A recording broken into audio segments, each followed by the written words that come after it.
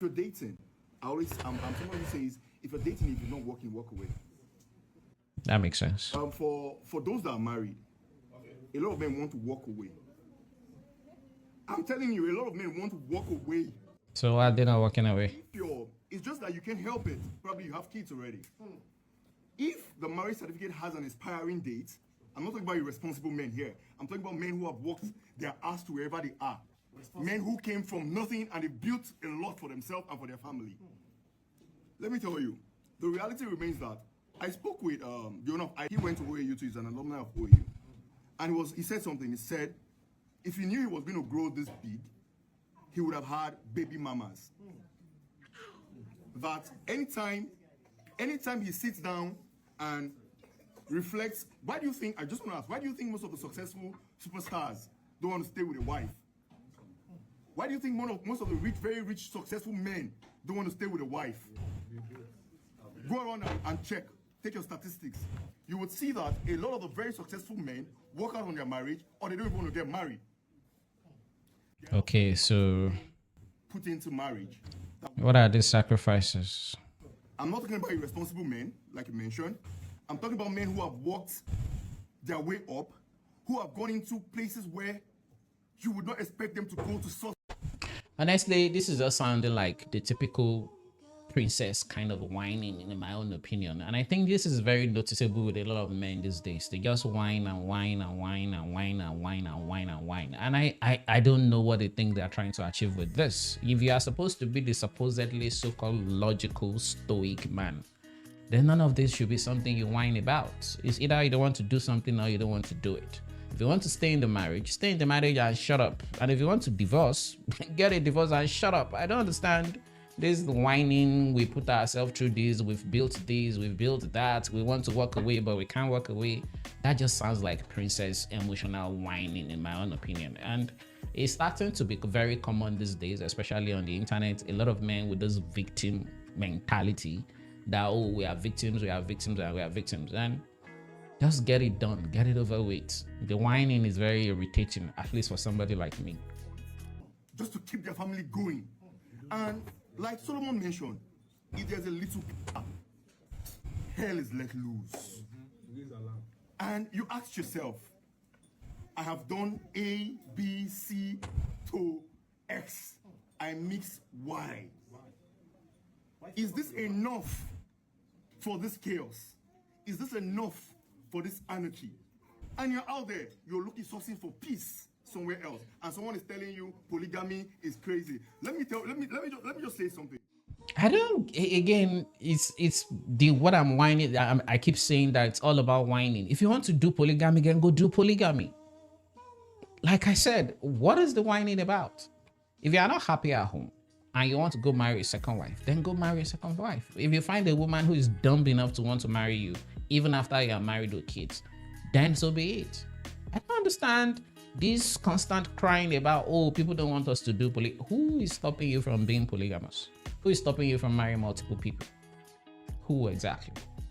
Because the last time I checked, I'm pretty sure it's not against the law to marry multiple people. So what exactly is the whining about?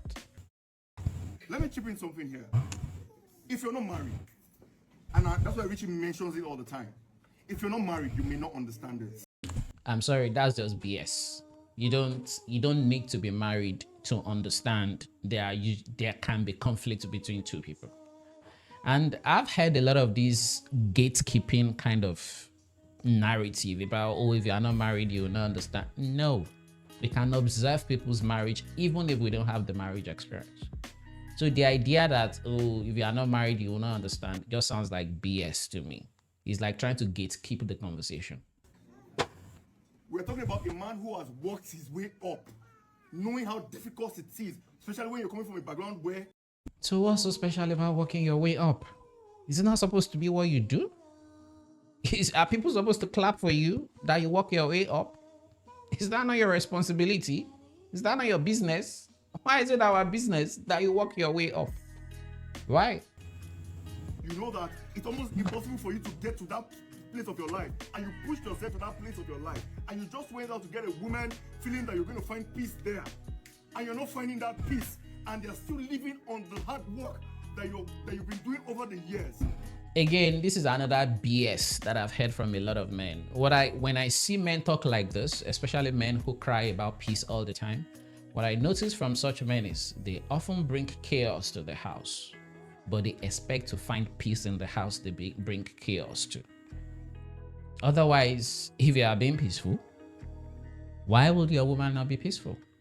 And he said something to the effect that you could have done 90% of things correctly, one thing you missed, and there is anarchy. It depends on the gravity of what you missed. That is why I don't buy all this BS. Everything is just vague, nothing specific. Just because it's just one thing you missed doesn't necessarily have to mean that it's not the most important thing to the marriage. So you think if you've done 95% of everything you deserve, you should have done, that is like your responsibility or a mandate.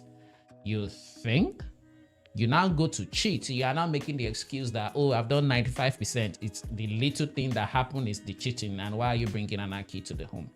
It doesn't make sense. I don't get what all of this is. See, he shouldn't be appreciated. If you get a girlfriend out there and the girlfriend appreciates him, it's two things that will happen. Either he would marry that girl as a second wife. Nobody plans for a second wife.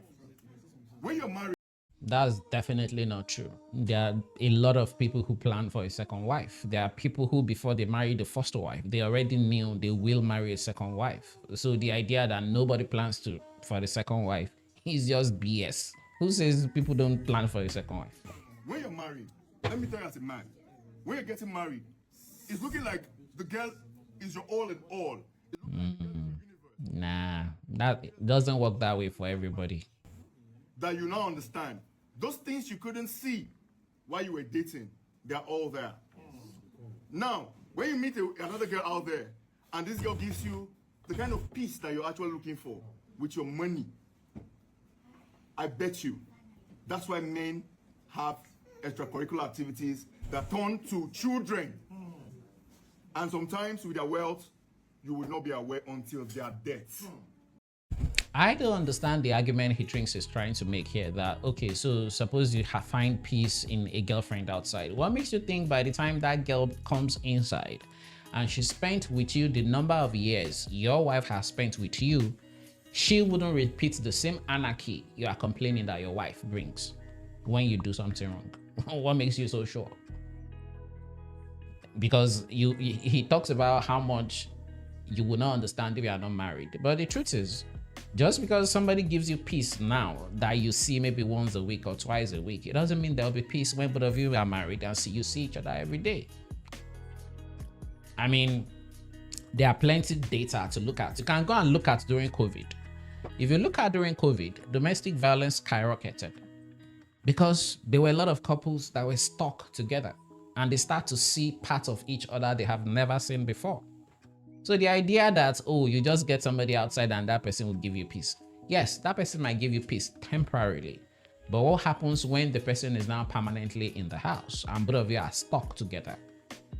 I don't see any argument here, especially when there are no specifics. Everything being thrown out there is just vague and nothing specific.